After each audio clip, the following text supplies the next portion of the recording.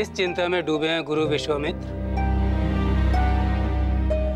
चिंता चिंता इस राज्य की सुरक्षा की,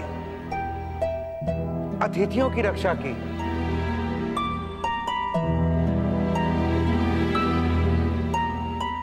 और रामनवमी का उत्सव निर्विघ्न रूप से समाप्त हो जाए, इस बात की चिंता है ऋषिवर।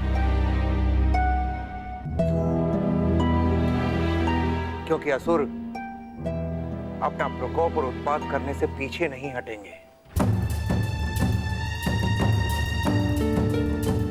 ऋषि विश्वामित्र, आप सुरक्षा को लेकर तनिक भी चिंतित ना हो।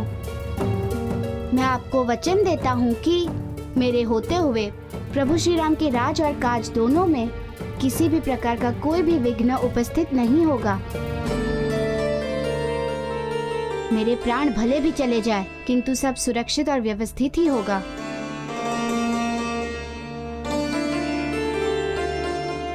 ऋषि वशिष्ठ, यज्ञ की भस्म का क्या होगा? क्यों? आप ये प्रश्न क्यों पूछ रहे हैं? जानकारी के लिए।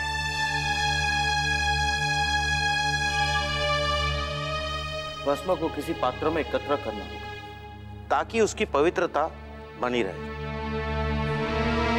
तथा कुटी के निकट ही रखना होगा। हनुमान, आप मेरे साथ आइए।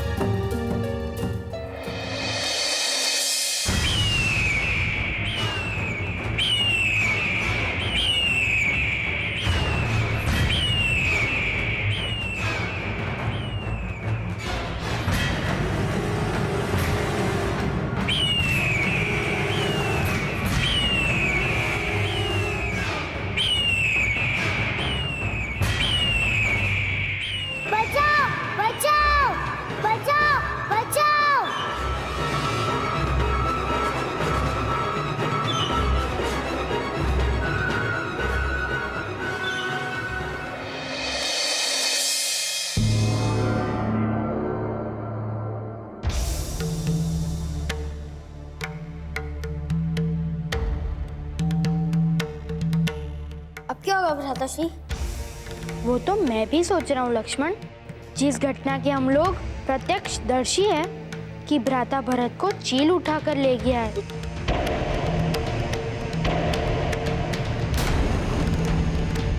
उसे हम लोगों को छोड़ किसी ने नहीं देखा। जब हम इस बात को हमारे पिताश्री से कहेंगे कि भ्राता भरत को एक चील उठाकर ले गया है, तो वो कैसे विश्वास करेंगे? जबकि ये सत्य है भ्राताश्री। किस विधि से मैं पिताश्री से कहूँगा, मैं यही सोच रहा हूँ।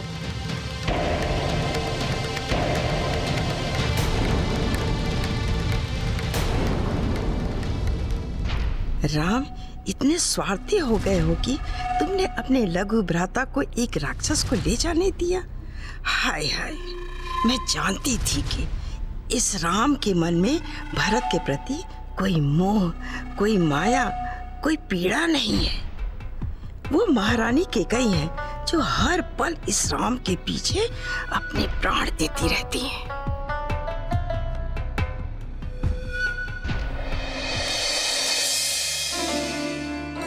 भ्राताश्री, आप मुस्कुरा रहे? सुना आपने मंत्रा काकी ने क्या कहा?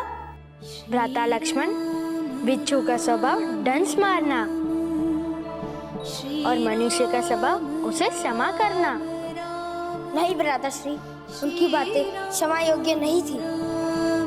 नहीं लक्ष्मण, वो हमसे ज्येष्ठ है। ज्येष्ठ पर कभी क्रोधित नहीं होते, अब संस्कार माना जाता है।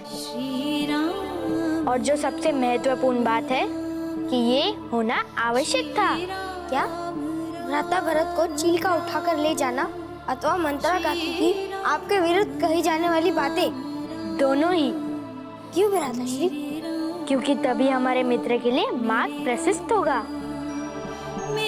अभी तक जिस बंधन में वो जी रहे हैं, वो बंधन खुलेगा। मेरे राम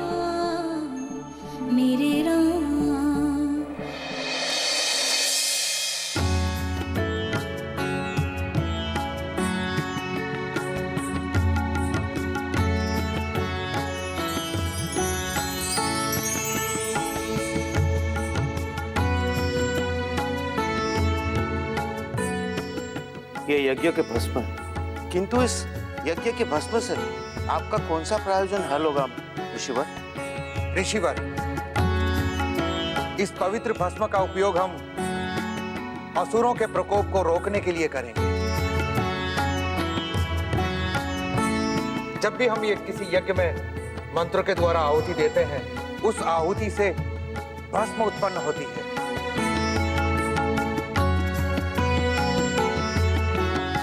मंत्रों की शक्ति आहुति के द्वारा जो भस्म होती है उसमें समाहित हो जाती है।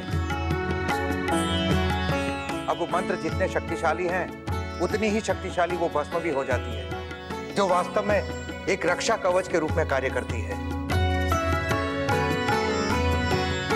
समझ गया मैं ऋषिवर।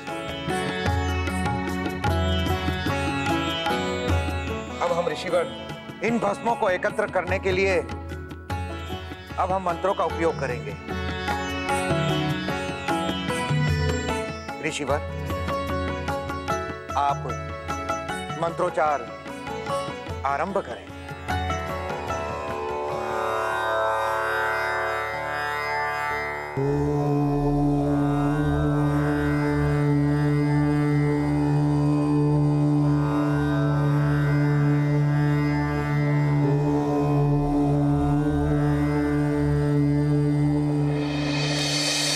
मैं जानती थी यही होगा और स्नेह करो राम से, अपनी छाती से लगाए रहिए दिन रात। चला गया ना अपना पुत्र आपके हाथ से। ये सब हुआ उस राम के कारण। वो जब वहां था तो क्या उसकी रक्षा नहीं कर सकता था? भरत से बड़ा है कि नहीं वो? राम अभी बालक ही है, वो इतना बड़ा नहीं हुआ है कि एक विशालकाय पक्षी से लड़ सके। तो अच्छा हुआ जो मेरा राम बच गया। हाय हाय, कैसी माँ है आप! अपने कोख से जन्मे बच्चे पर तनी भी दया नहीं, तनी भी मोह नहीं है आपको उससे। ऐसी पाषाण हृदय भला कोई माँ होती है क्या? ऐसी बात नहीं है। जितना प्रिय मुझे मेरा राम है, उतना ही भरत से भी है। वो दोनों ही मेरे प्राण के आधार हैं। प्राण का आधार केवल भरत है, भरत जिसे चील उठाकर ले गया है। शेष कोई भी प्राण का आधार नहीं है महारानी। प्राण का आधार केवल अपना रक्त होता है, अपना अंश। एक नारी जिसे अपने गर्भ में 9 माह पाल कर कष्ट सहकर जिसे जन्म देती है। मैं कहाँ कह रही हूँ कि भरत मेरा प्रिय नहीं, लेकिन आप तो अपना ही राग अलापे जा रही हैं। भरत भी मेरा प्रिय है, किंतु राम बहुत अधिक प्रिय है। प्रिय है तो मेरी बात सुनिए। जो चील था, जो मेरे भरत को उठाकर ले गया है, वो वही विचित्र जीव है। रूप बदलता रहता है, वो जहां कहीं भी दिख जाए उसके मृत्यु दंड की घोषणा करवाइए महाराज से कहकर। महारानी, ये हम क्या सुन रहे हैं? अभी अभी सैनिकों ने हमें बताया कि मंत्रा कुछ निरर्थक बातें कर रही थी, जिसे अनर्गल प्रलाप की संख्या दी जा सकती है। अब ऐसी बातें क्यों कर रही है? क्या कष्ट है तुम्हें? हमसे कहो। कष्ट ये है कि आपके राम के आंखों के सामने मेरे भरत को चील उठा करके ले गया और उसने कुछ भी नहीं किया, ना रक्षा की, ना शोर किया। किंतु मंत्रा, राम भी तो अभी बालक है। संभव है कि वो उस चील से डर गया होगा। ठीक है, मान लेती हूँ कि राम बालक है, पर हम लोग तो बालक नहीं है ना। तो मेरे भरत को कहीं से भी, कैसे भी उस चील के पंजे से वापस मंगवाई, तथा उस विचित्र जीव को जो भरत को उठाकर ले गया है, उसे मृत्यु दंड का आदेश दीजिए।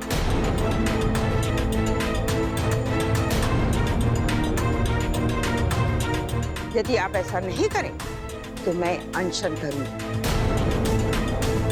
जब तक मेरा भरत नहीं आ जाएगा, तब तक मैं अन्न जल ग्रहण नहीं करूंगी महाराज।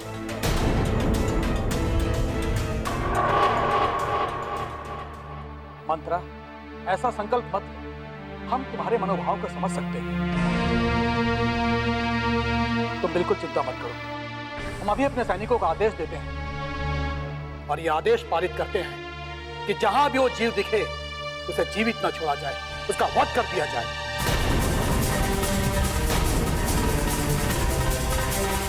किंतु किसी के वध का आदेश, वो भी मेरे राम के जन्मोत्सव के अवसर पर? नहीं नहीं, ऐसा नहीं होना चाहिए। यह तो अशुभ कार्य है।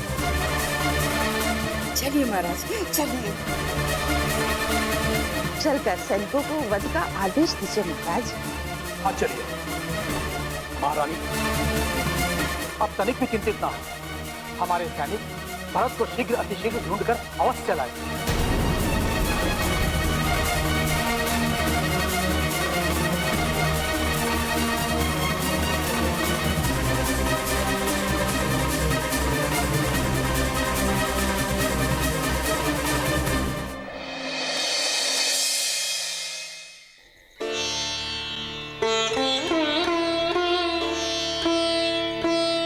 हनुमान, जी गुरुदेव। अब आप इसे ले जाकर राज्य की चारों दिशाओं की सीमाओं पर एक रेखा बना दीजिए। इससे एक ऐसी पवित्र रेखा का निर्माण होगा जो वास्तव में राज्य में रक्षा कवच के रूप में कार्य करेगी, जिससे राज्य की सीमा में कोई भी असुर या दुरात्मा प्रवेश नहीं कर पाएगी। राज्य सुरक्षित और निर्भय भी रहेगा। जी ऋषिवर।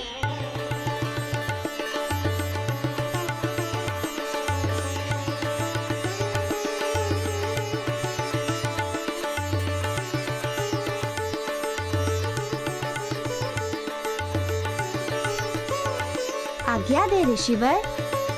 विजयी भव। जय बजरंग बली, जय बजरंग बली, जय बजरंग बली, जय बजरंग बली, जय बजरंग बली, जय बजरंग बली, जय बजरंग बली, जय बजरंग बली, जय बजरंग बली, जय बजरंग। सुमन जी, ये बात केवल आपके और हमारे बीच में रहनी चाहिए, एकदम गुप्त।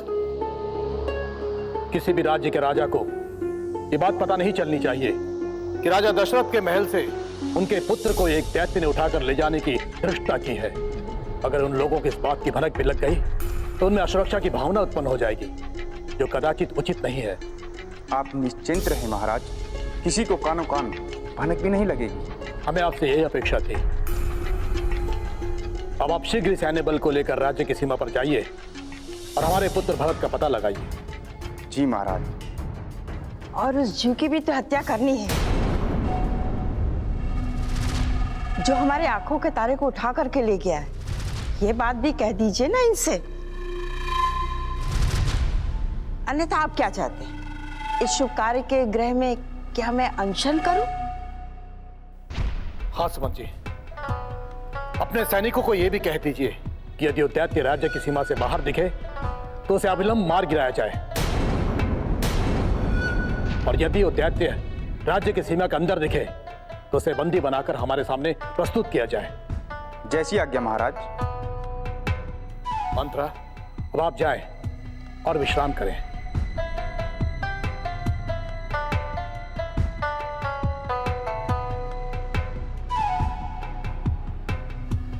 क्षमा करें महाराज, मेरे मन में एक जिज्ञासा है।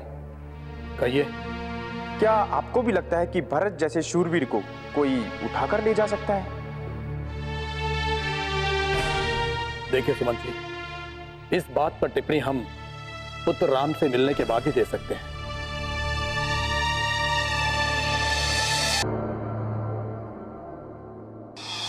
प्रभु के श्री चरणों में हनुमान का प्रणाम अर्पित है।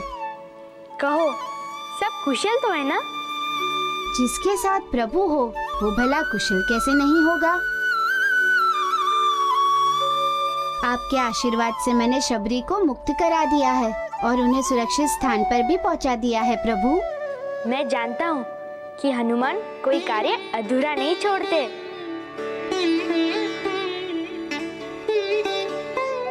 किंतु अभी तुम्हारा कार्य समाप्त नहीं हुआ है। तुम्हें भरत की खोज करनी है। उसे कोई पक्षी उठा कर ले गया है। क्या कोई पक्षी उठा कर लेकर गया है?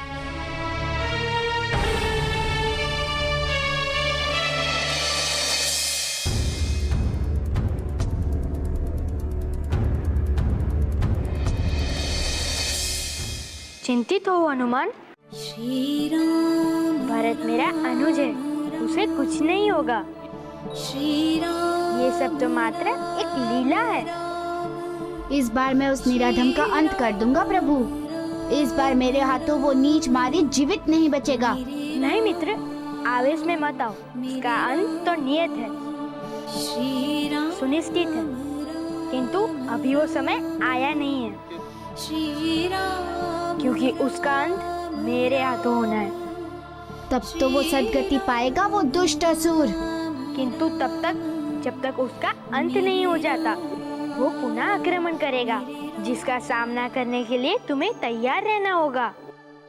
बस आप केवल आदेश करें प्रभु। समय आने पर तुम्हें अवश्य आदेश दे दूंगा। तब तक मैं ऋषिवर की इस भस्म को राज्य की सीमा पर डाल आऊं। उन्होंने कहा है कि इससे राज्य बुरी शक्ति से सुरक्षित रहेगा। ठीक है, जाओ। रुको मित्र। जी प्रभु। मित्र, अभी तुम बाहर ना जाओ। स्थिति शांत होने तक तुम माता कैकेयी के कक्ष में ही रहो। जैसी प्रभु की इच्छा।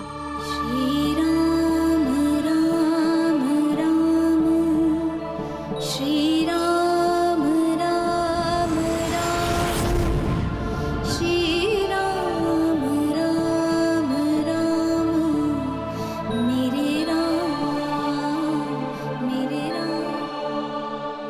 पुत्र राम। प्रणाम पिताश्री। कल्याण हो पुत्र। विराजिए पिताश्री।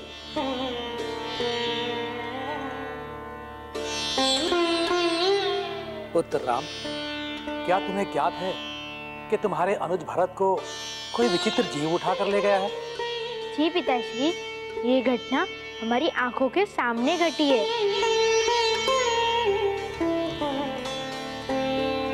किंतु पुत्र, फिर भी तुमने हमें नहीं बताया और ना ही अपने अनुज को बचाने के लिए शोर ही मचाया।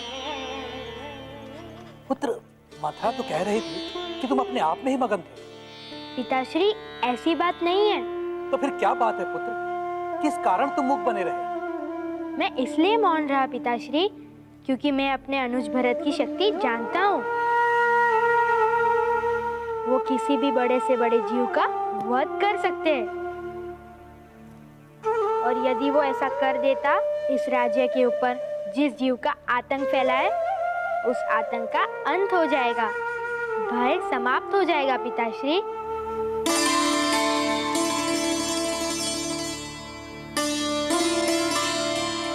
पुत्र राम, हमें गर्व है तुम पर पुत्र। अपना ध्यान रखना। जी पिताश्री। आप मेरी चिंता न करें और मेरे साथ साथ भरत अनुज की भी चिंता न करें। वो जहाँ कहीं भी होंगे शीघ्र लौट आएंगे।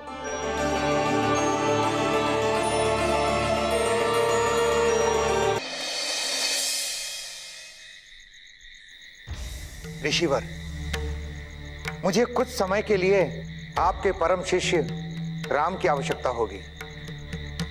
कोई विशेष कारण ऋषिवर? विशेष ही नहीं, अति विशिष्ट कारण है। कहिए। देखिए, जिस अस्त्र का मैं निर्माण कर रहा हूं, उस अस्त्र को चलाने की शक्ति श्री राम के अतिरिक्त और किसी के पास नहीं। गुरुवर, जिस दिन आपका अस्त्र का निर्माण कार्य पूर्ण हो जाए, तो उस दिन मुझे बता दीजिए। राम आपकी सेवा में उपस्थित हो जाएं। ऋषिवर, ये कहकर आपने मेरे मन का बोझ हल्का कर दिया। अब आज्ञा दीजिए। जी।